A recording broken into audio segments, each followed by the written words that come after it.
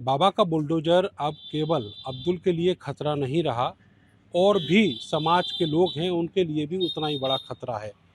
लेकिन मेरठ के central market में बाबा के बुलडोजर का ब्रांड बदल गया है और यहाँ पर आ गया है आवास विकास का बुलडोजर, जो इस पूरे इलाके के लिए एक खौफ बन चुका है।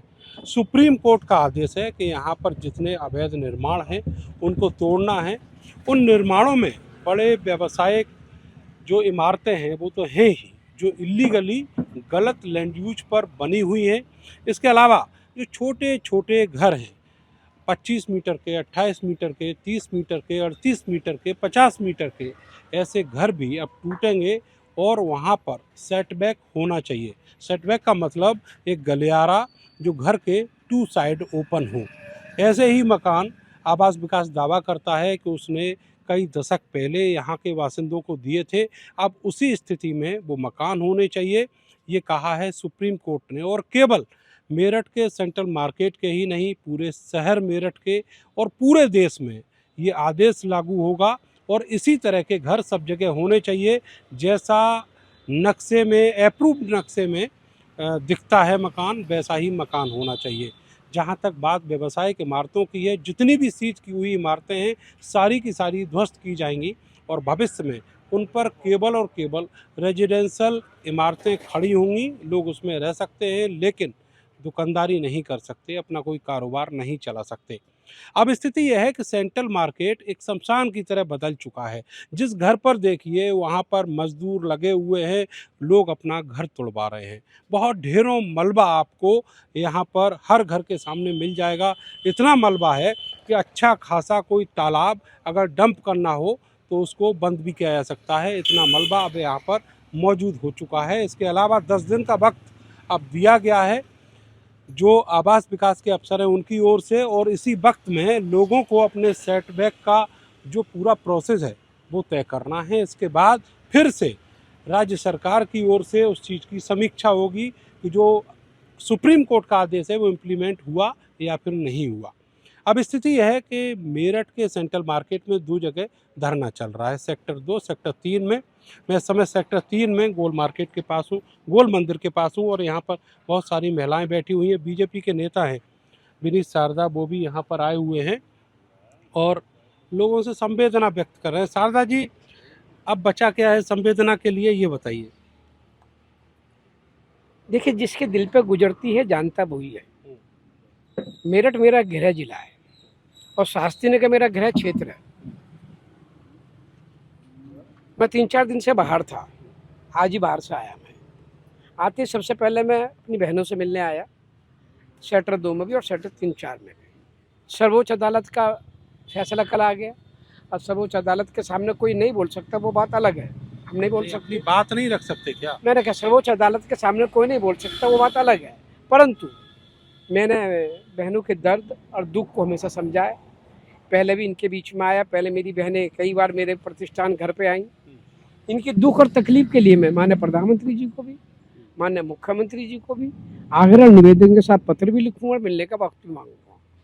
और मैं निवेदन भी करूंगा कि इसमें बहनों ने कहा कि हम भी मिलना चाहते हैं, तो मैं निवेदन भी करूंगा। अपनी बहनों के कुछ मैं नाम ले रहा हूँ, उनके नाम भी लेकर उनको भेजूँ कि वो हमें मिलने का टाइम दें और ये जिनकी इनका धरोहर ना टूटने दिया जाए। इन छोटे छोटे बच्चों का भविष्य। ये बात तो आप तब से कह रहे हैं, 1.5 साल पहले जब ये कॉम्प्लेक्स टूटा था उस समय भी आपने ये बात कही थी कि हम चिट्ठी लिखेंगे, लेकिन जो लोग वहाँ पर अनशन कर रहे हैं 20-20 दिन से, सरकार उनकी नहीं सुनती, तो ये लोग जो यहाँ 90 दिन से बैठे हुए हैं इनकी कैसे सुनेगी? और क्या आपकी चिट्ठी का कोई असर वहाँ होगा? देखिए मित्र, ये विषय नहीं, अगर हम ये सोचने बैठ जाएं कि हमारी सुनेंगे नहीं, हम कहेंगे नहीं, तो आज हम सरकार में हैं और मैं पार्टी का एक अभिन्न अंग हूँ, तो मैं इनसे मुंह नहीं छुपा सकता। नहीं, लेकिन आपको मेरी बात कड़वी तो लगेगी, लेकिन आप ये बताओ, बीजेपी के लोग यहाँ आए, अरुण गोविल जी आए जो बीजेपी के सांसद हैं, उनके स्वागत में वहाँ जो महिलाएं बैठी थी उन्होंने स्वागत गीत भी गाए, लेकिन उसका हुआ क्या? वो कह के गए थे सुप्रीम कोर्ट में वकील देंगे, कहाँ है वो वकील? नहीं। उस वकील की परफॉर्मेंस क्या है? परफॉर्मेंस की तो मैं नहीं कह सकता, वकील तो सांसद जी ने किया। और सलमान खुर्शीद जो है वो खड़े हुए थे। वकील क्या नाम है? वकील उन्होंने विवेक नारायण शर्मा श्री विवेक नारायण शर्मा जी को हमारे सांसद अरुण गोविल जी ने वकील खड़ा किया सर्वोच्च अदालत में। उसने सर्वोच्च अदालत में 14 जुलाई को अच्छी बहस भी की और अपनी बात को तरीके से रखा। सर्वोच्च अदालत का जो फैसला था वो सबके सामने जग जाहिर है, कल आ चुका। वो तो सुप्रीम कोर्ट ने जो पहली बार कह दिया उसी को बार बार सुप्रीम कोर्ट कह रही है। आप हलफनामा दे रहे हैं, नए वकील खड़े कर रहे हैं, दलीलें दे रहे हैं, लेकिन वहाँ जो उन्होंने कह दिया वही है।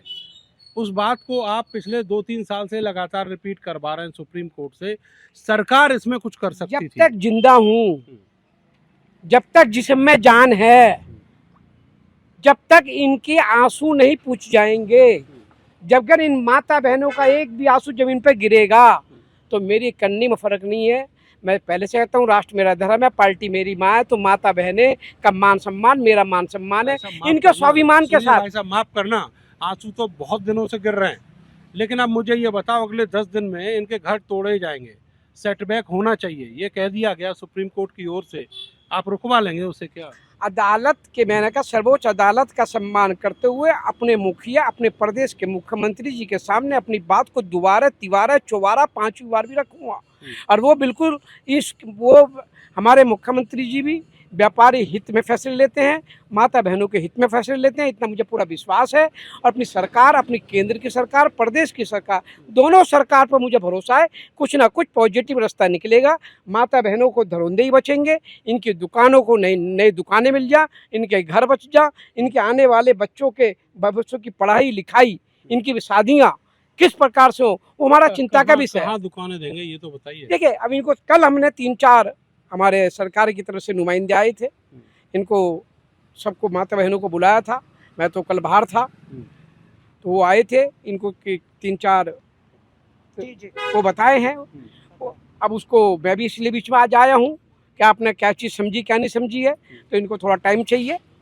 उन्होंने कल बताया, आज मैं इनके पास आया, तो ये 1-2 दिन में अपना सोच समझ के बताएंगे। इन्होंने कहा 1-2 दिन सोच लें हम, और आप हमारी बात को हमारे मिलवाने का टाइम दीजिए। इन्होंने कहा मैं हम मुख्यमंत्री जी से, माननीय प्रधानमंत्री से मिलना चाहते हैं, तो मैं कल दोबारा एक माननीय प्रधानमंत्री जी बताइएगा, मैंने मेरी बात पूरी हो जाए। ये जो मसला है, ये मसला पिछले कई वर्षों से चल रहा है।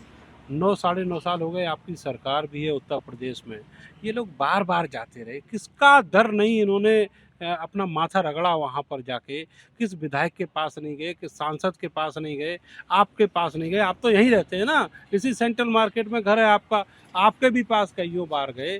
आखिर वजह क्या है? ये वोटर नहीं है आपके, आपको आंखें मूंद के ये लोग दशकों से वोट दे रहे हैं, आप कह दिए अब नहीं वोट देंगे। ये मेरा वोटर के साथ साथ मेरा हमारी पार्टी का मान है, सम्मान है, स्वाभिमान है। इनके मान सम्मान स्वाभिमान की रक्षा करने का संकल्प हमारा वो जारी रहेगा, और किस प्रकार से बचा सके इसी में लगा हूँ। किस प्रकार से इनके मान सम्मान स्वाभिमान, इनके धरोहरों को कच्चे वोट बैंक भी तो बचना चाहिए बीजेपी का। भाई साहब, मैं राजनीति, आप उसके बारे में भी मैं राजनीति, और मैं राजनीति, इन्होंने मना कर दिया वोट ही नहीं देंगे, तो फिर तो वो नाता ही खत्म हो गया। मेरे मित्र नहीं, नाता खत्म नहीं होता। इन्होंने मेरे हाथ में धागा बांधा है, मेरे हाथ में रक्षा का धागा बांधा का, रक्षा ने मुझे भाई बनाया था, मैं उसका फर्ज निभाऊंगा। मैं देखिए, वोट मैं कोई चुनाव नहीं लड़ने वाला, ना मैं नहीं लड़ेंगे यहाँ से चुनाव, नहीं, मैं कोई चुनाव की बात नहीं कर रहा इस समय।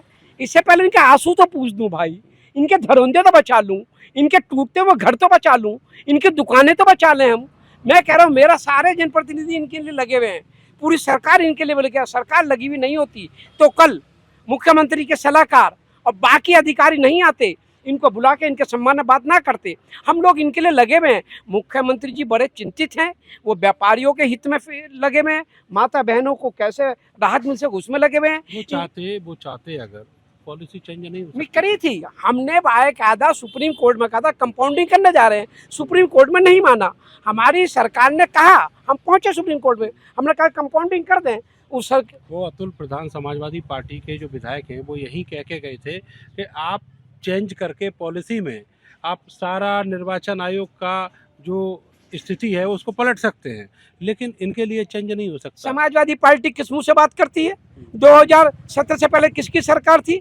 समाजवादी पार्टी की सरकार थी मित्र। तो यहाँ पे अरे मित्र, बस्तीकरण रुकवाया, कहाँ रुकवाया था? हमने रुकवाया था, हम विपक्ष में थे, हम में दम था, हमने रुकवाया था। उन्होंने तुड़वाने की कोशिश की थी, अखिलेश यादव। अरे हमने करवाया था, भारतीय जनता पार्टी विपक्ष में थी, हम में दम था, हमने रुकवाया था उस समय। इनकी क्या ताकत है? ये तो अब आप- व्यापारी को, अब आप ट्रिपल इंजन की सरकार लेके चल रहे हैं, अब नहीं रुकवा पा इन्होंने रहे। तो व्यापारी को गन पैन पर लूटा हमेशा। इन्होंने तो माता बहनों के बलात्कार सरेआम करा समाजवादी पार्टी ने। किस मुंह से बात करते हैं? इन्होंने तो राम मंदिर में सरेआम गोलियां बरसाई। समाजवादी पार्टी का चेहरा राम करने मंदिर की को तो बात दिखाने मत का करो अलग है। भाई साहब, वहाँ तो अरे मामला ही ये दूसरा लोग चल कुछ रहा नहीं है। समाजवादी पार्टी, बसपा, कांग्रेस ये राजनीतिक मुद्दा नहीं है, इसलिए राजनीतिक बात नहीं करना चाहता। मैं बहनों के आंसू पूछने आया हूँ। पर समाजवादी पार्टी जिक्र आपने किया, समाजवादी पार्टी घड़ियाली आंसू न बरका है। उनके चरित्र में, उनके डीएनए में, उनके डीएनए में। भाई साहब, आपने यहाँ पे दोस्तीकरण पहले रुकवाया था, आपने कहा अब ट्रिपल इंजन की सरकार है, आपने विपक्ष में रहते हुए वो दोस्तीकरण रुकवा दिया।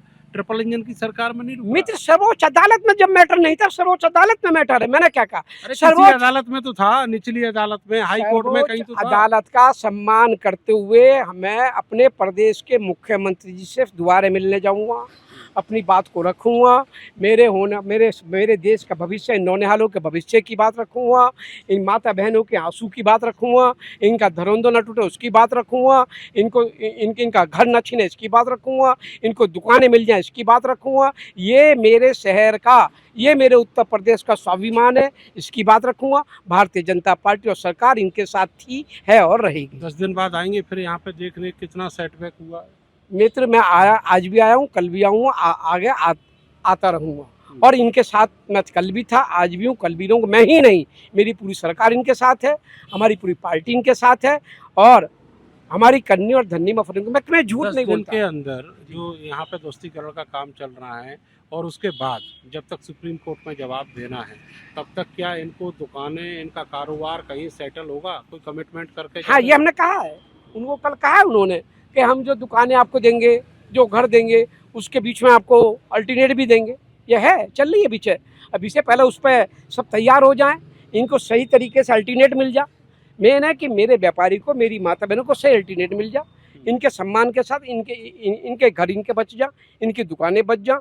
और जो मतलब सर्वोच्च अदालत ने कहा उसका, उनका भी सम्मान रहे और इनका भी सम्मान रहे। इसका रास्ता निकालने का प्रयास हम करेंगे। की बात भाई साहब ये है कि पूरा सेंट्रल मार्केट ये मेरठ की नाक हुआ करता था, आज स्थिति में आ गए कि चारों तरफ तोड़ फोड़ मची पड़ी है और व्यापारी उसका सबसे ज़्यादा पीड़ित है। और आप उत्तर प्रदेश में व्यापारियों के बड़े नेता हैं, और जो व्यापार प्रकोष्ठ है बीजेपी का, उसके संयोजक हैं आप कई सालों से, लेकिन तब भी जो है कोई रेमेडी जैसा कुछ दिखाई नहीं पड़ रहा। देखिए, आपकी बात को मैं नकार नहीं सकता, आपने सही बात कही है। पर आप इतना मुझे पहले से जानते हैं, मेरी कन्नी धन्य फर्क नहीं, मैं महसूस करता हूँ, राष्ट्र मेरा धर्म है, पार्टी मेरी माँ है, तो व्यापारी मेरी आत्मा है। अपनी आत्मा, मेरी आत्मा का पसीने की एक भी कत्तर जमीन में गिरती है, तो विनीत शारदा के एक एक खून के कत्तर मेरे व्यापारी, मेरी माता बहनों को काम आएगी। मैं इसी में लगा हुआ हूँ, किस प्रकार से मैं अपने व्यापारियों का घर बचा सकूँ, कैसे इनकी दुकानें बचा सकूँ। सर्वोच्च अदालत की बात का सम्मान करते हुए इनको कैसे इनको घर मिल जाए, इनको दुकानें मिल जाए, इनके बच्चों की शादियों में दिक्कत ना आवे, इनकी पढ़ाई लिखाई में दिक्कत ना आवे, बुजुर्गों की इलाज में दिक्कत ना आवे, इनका जो भविष्य आज बीच मझधार में लटका हुआ है, उस बीच मझधार के कैसे ही नैया पार लग सके, इस पर लगे हुए। इसके लिए मुझे विश्वास है अपने प्रदेश के मुख्यमंत्री, देश के प्रधानमंत्री जी पे। हम कुछ ना कुछ रास्ता, हमारी सरकार सम्मानित तरीके से मेरठ के सेंट्रल मार्केट के मेरी माता बहनें व्यापारियों के हित में हम निकाल ले जाएंगे, सर्वोच्च अदालत का सम्मान करते हुए। चलिए, ये विनीत शारदा जी जो बता रहे हैं कि इनका जो यकीन है वो अपनी पार्टी के नेताओं पर है, लेकिन पार्टी से अब जो सेंट्रल मार्केट के लोग हैं उनका यकीन उठ चुका है। पीछे आप देखिए, ये पोस्टर हाथ में है, आवास विकास के बुलडोजर का डर हम सबके दिल में बैठा हुआ है, और ये बुलडोजर का डर हम लोगों को अपनी जान मान के हानि दे सकता है। आप समझिए कि यहाँ पर जो लोग कई दशक से रह रहे थे, आज उनके पास उनके जो छोटे छोटे घर हैं उनको टूटने का एक बड़ा खतरा जो पहले से मंडरा रहा था वो अब ज़मीन पर उतर आया है। साफ कह दिया गया है कि अगले 10 दिन में अपने घर तोड़ें, सेटबैक की जगह बनाएं, और ये जो धरने प्रदर्शन है वो ऐसे ही चल रहे हैं, इनका कोई असर कहीं नहीं दिख रहा है। विनीत शारदा यहाँ इसी इलाके में रहते हैं, तो यहाँ पर इनका दुख साझा करने के लिए आ गए हैं, यकीन जता रहे हैं अपनी पार्टी के नेताओं पर, लेकिन नहीं लगता इन सब लोगों की उम्मीदें टूट चुकी हैं, कहीं कुछ होगा। कैमरा सहयोगी सानू के साथ मैं नरेंद्र, भारत समाचार, मेरठ।